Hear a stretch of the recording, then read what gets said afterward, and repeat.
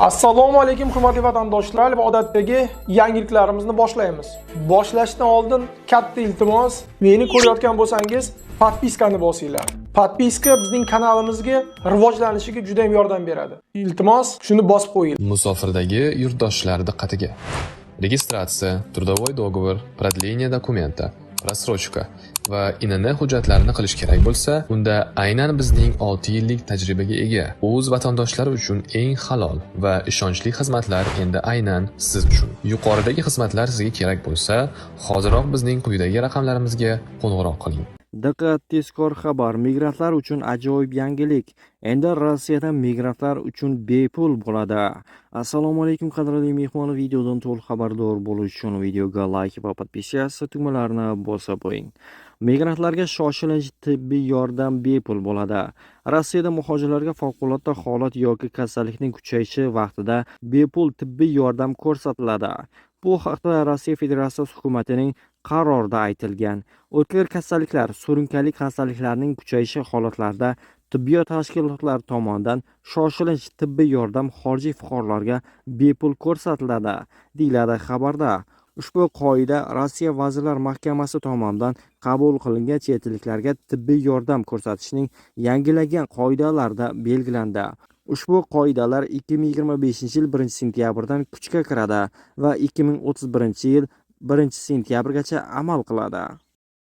Moskvada Andrey Belousov o'zbekistonlik hamkasbi Shuhrat Xolmuhammedov bilan uchrashdi.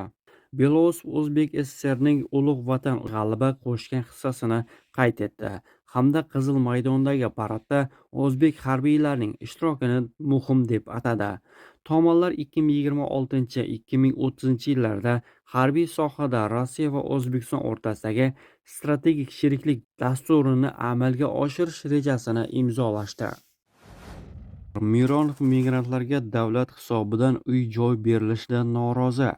Deputat Sergey Mironov Rossiya bosh prokurori Igor Krasnov nomiga maktub yo'llab migrantlarga davlat hisobidan uy-joy subsidiyalar va sertifikat berilishining qonuniyligini tekshirishni so'radi.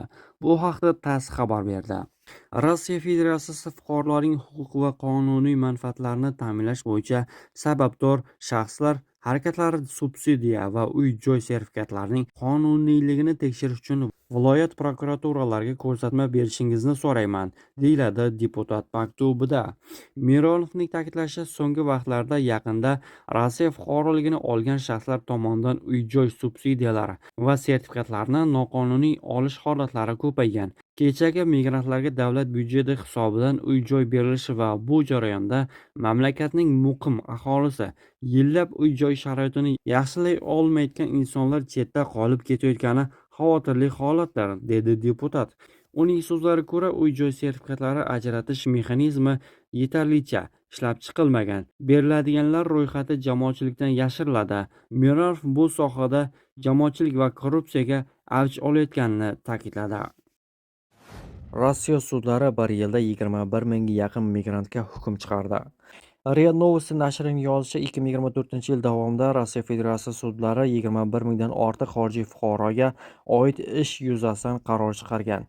Jumladan MDH davlatlar fuqarolariga nisbatan 20,151 ta, boshqa davlatlar fuqarolariga nisbatan esa 987 ta sud qarori chiqarilgan. Shuningdek, fuqaroligi yo'q shaxslarga oid 815 ta ish ko'rib chiqilgan. Ko'pchilik hollarda xorijliklar o'g'irlik 3700 dan ortiq kishi, giyohvand moddalarning noqonuniy aylanmasi 955 kishi, odam o'ldirish 182 kishi, tanaga og'ir shikast yetkazish 500 ga yaqin kishi, odam o'g'irlash 63 kishi va zo'rlash 181 kishi kabi jinoyatlar uchun javobgarlikka tortilgan. Bundan tashqari qariyb 500 kishi firibgarlik, 76 bezorilik, 9 kishi esa terrorchilik harakatlari uchun sudlangan. Migrantlarning Ukraina Rossiya tomonidan bosib olingan hududlarda borishi va ishlashi qanday oqibatlarga olib kelishi mumkin? Rossiya ijtimoiy tarmoqlari va ko'chalarda Ukrainaning vayron bo'lgan shaharlarda, xususan Mariupol va Donetskda ishlash haqidagi e'lonlar tobora ko'payib bormoqda. Natijada Markaziy Osiyo davlatlaridan kelgan muhojirlarning bir qismi Rossiya nazorati ostidagi bosib olingan hududlarga ishlash uchun keta boshladi. Ular bunga asosan ko'proq pul topish va Moskva kabi Rossiyaning yirik shaharlarida duch keladigan qiyinchiliklardan qochish umidida qo'l uradi. 2014-2022 yillarda Rossiya Qrimni, keyinroq 2022 yilda Ukrainaning 4 viloyatini Donetsk, Lugansk, Zaporij va Xersonni bosib oldi. Moskva dunyoning aksariyat davlatlari tomonidan tan olinmagan bu hududlarda soxta referendumlar o'tkazdi va ularni Rossiya Federatsiyasi tarkibiga kirgan deb e'lon qildi. Biroq xalqaro hamjamiyat, jumladan Markaziy Osiyo davlatlari bu harakatlarni tan olmadi. Shuning uchun xalqaro huquq nuqtai nazaridan bu hududlar Ukrainaga tegishli bo'lib qolmoqda. 2025-yil boshida Rossiya vayron bo'lgan hududlarga ishchi kuchini jalb qilish uchun imtiyozlar kiritdi. Masalan, migrantlarga mamlakatning boshqa hududlarida talab qilinadigan patentsiz ishlashga ruxsat berildi. Mariupol va Donetsk kabi shaharlarda mehnat qilayotgan muhojirlar sonining ortgani shu bilan izohlanadi. Salim Saidov ismi o'zgartirilgan ishg'ol qilingan hududlarga 2 marta ishlash uchun kelganlardan biri. Ilgari u Moskvada ishlagan, ammo politsiya tekshiruvlarining kuchayishi va doimiy bosim tufayli u Mariupolga ko'chib o'tishga qaror qilgan. U yerda do'stlari bilan vayron bo'lgan uylarni ta'mirlash bilan band bo'ldi. Birinchi oylarda ularga va'da qilingan 200 ming rubl to'langan. Ammo keyin kechikishlar va to'lovlar bilan bog'liq muammolar boshlandi. Keyinroq yana pul topish ilinjida Donetsk viloyatiga bordi.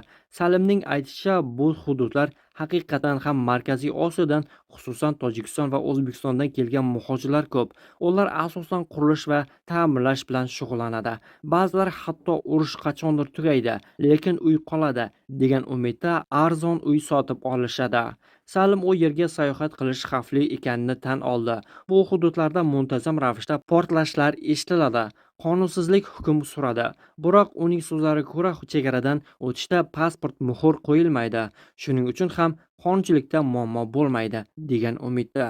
Hukumatning sukuti. Markaziy Osiyo davlatlari, jumladan Tojikiston, O'zbekiston va Qirg'iziston rasmiylari ishg'ol qilingan hududlarga borishning xavfi haqida rasmiy ogohlantirishlar bermagan. Ular bir necha bor o'z fuqarolari mamlakat tashqarisida harbiy harakatlarda qatnashmaslikka chaqirgan bo'lsalarda, Qrim, Donetsk yoki Xersonga sayohat qilishning huquqiy maqomi borasida aniq tushuntirish berilmagan. Ekspertlarning fikricha, Markaziy Osiyo davlatlari o'z fuqarolarini bunday hududlarga borish bilan bog'liq xavflar haqida rasman ogohlantirishi kerak. Bunday ogohlantirishlar bo'lmaguncha migrantlar nafaqat sog'lig'ini, balki erkinligini ham xavf ostiga qo'yib, mojaro zonasiga borishdan davom etadi. Qariyani urgan bezori muhojir hibsga olindi. Sankt-Peterburgda avtobusda ketayotgan migrant va mahalliy aholi o'rtasida mojaro sodir bo'ldi. Muhojir shaharliklarning so'zlariga ko'ra, ularni so'kib, bir yo'lovchini kaltaklagan. Hodisa 4-may kuni 191-sonli avtobusda sodir bo'lgan. Yo'lovchilar salonga yig'ilgan. Sobiq fizika o'qituvchisi 68 yoshli Viktor Ivanovich yigitdan surilishini so'ragan. Ammo guvohlarning so'zlariga ko'ra, u qat'iy rad javobini olgan. Mojaroning bir qismi videoda olingan. Telefoningizni qo'ying, bu sizning Rossiyangiz emas. Hoy, nega bunday deysiz? Bu sizning davlatingiz emas. Politsiyaga qo'ng'iroq qiling. Hammangiz noshukurlarsizlar, deb baqiradi yigit.